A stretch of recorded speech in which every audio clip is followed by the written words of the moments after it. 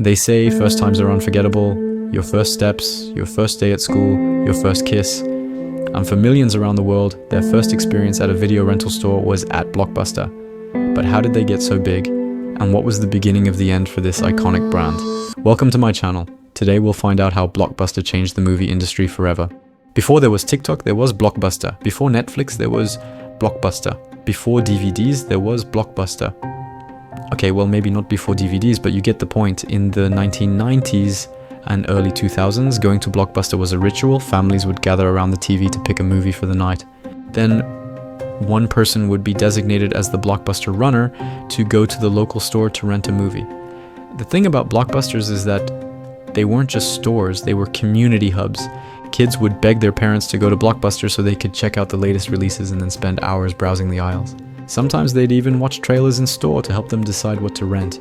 If you were lucky, you might even catch a glimpse of a celebrity chef as they were filming an episode of Family Double Dare. Okay, enough nostalgia, let's talk business.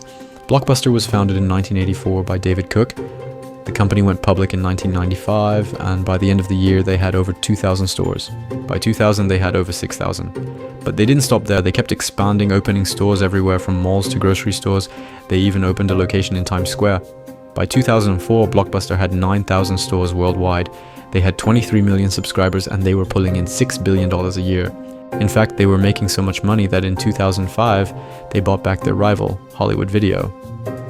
But while all this was happening, something else was growing in the background. A small website called Netflix was gaining popularity. And by 2007, they had 9 million subscribers. At first, this wasn't a problem for Blockbuster because Netflix only offered movies via mail, but everything changed when Netflix released their streaming service in 2009.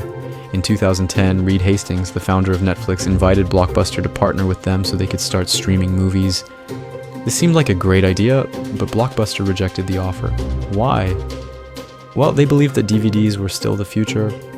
And to be honest, it made sense at the time. DVDs were still bringing in 90% of their revenue, so why disrupt their business model when it wasn't broken? However, this decision would prove to be fatal because Netflix began to grow exponentially. Meanwhile, Blockbuster was losing millions. They desperately needed a new strategy, but it was too late. Customers no longer wanted to leave their house to rent a movie. They wanted to have unlimited access to a catalog of movies at a cheaper price. And with a few clicks of a button, they could have any movie they wanted in their living room. So what happened next? Well, one by one, Blockbuster stores began to close. In 2013, they closed their last Hollywood Video store. In 2014, they filed for bankruptcy. In 2017, they closed all of their remaining stores in Australia. And today, only one store remains, which is located in Bend, Oregon. There's a saying that goes, if you build it, they will come. But in the case of Blockbuster, if you built it, they didn't come, and eventually the store stood empty. Today, Blockbuster is nothing more than a shell of its former self, but their impact is undeniable. They ushered in a new era of entertainment. They made movies more accessible than ever before. And whether we're talking VHS, DVDs, or Blu-rays, they gave us countless hours of enjoyment. There are many lessons that we can take away from Blockbuster's collapse, but perhaps the biggest is to never underestimate the power of innovation. As technology continues to evolve, we must be willing to change with it or risk being left behind. Who would have thought that one day we'd be able to watch any movie we want, anytime we want, anywhere we want? But thanks to Netflix, now we can. Have you ever been to a Blockbuster? If so, let me know your thoughts below. Thanks for watching and see you next time.